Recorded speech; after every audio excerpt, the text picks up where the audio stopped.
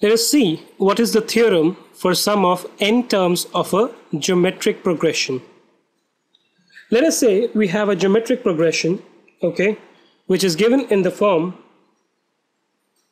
a plus ar plus ar square plus ar cube and so on, where in the last you have plus ar n minus 1. Okay, let the first term, as you can also see in this, be equal to a, right, and the common ratio be equal to r, right? Then you are told to find out what is the theorem for sum of n terms of a geometric progression.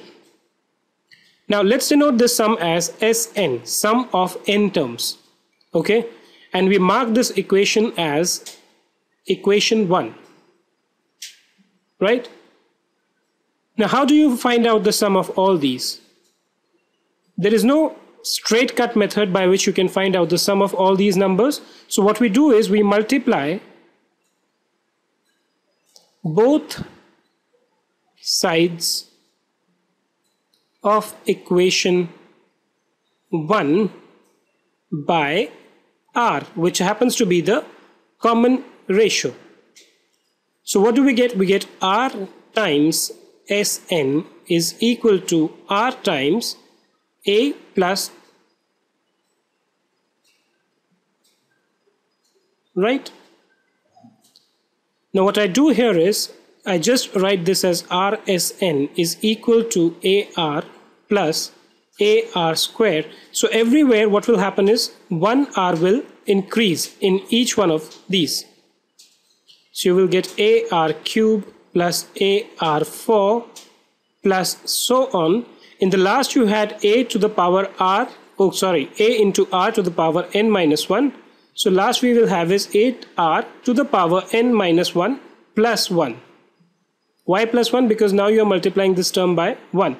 So this minus 1 will cancel it with this plus 1 and we will get only ar to the power n, right? Let us now denote this by equation 2. We will subtract equation 2 from equation 1. So we get Sn, which is this. Let me use a different color, minus Rsn is equal to a plus ar plus ar square plus so on minus ar plus ar square plus ar cube plus so on. To the end we will have ar to the power n.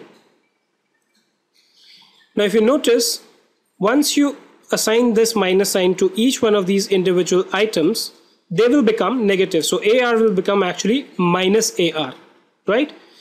Ar here we have positive. Once you open the bracket, this becomes negative. So this will cancel this.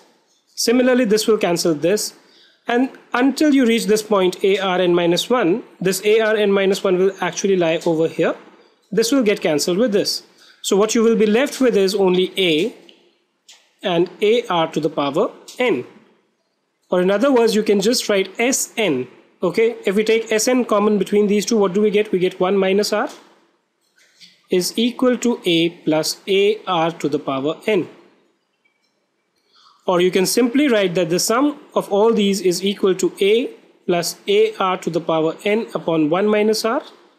Or if we take a as common in the top, we get 1 plus r to the power n divided by 1 minus r. Now please note one of the things which applies in respect of this formula.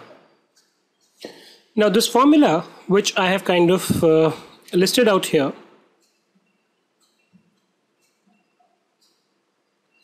is true for all value of r's except r is equal to 1. Because if r is equal to 1, then basically what this will give us is a times 1 plus 1 to the power n, which will be 2 divided by 1 minus 1, okay, or 2a upon 0, which is undefined. If r is equal to 1, then basically there's a small change. And what is it? I'll just show it to you. When r is equal to 1, the sum actually is equal to the first term multiplied by the number of terms. Now let me explain this to you. Why do we say this? Let's say, for example, you have a geometric progression which has 6, 6, 6, 6, 6. Right? GP is equal to this. So the number of terms is equal to how much? 5. The common ratio is equal to how much? If I just divide this 6 by this 6, what do I get? I get 6 upon 6 is equal to 1. So the ratio is actually equal to 1.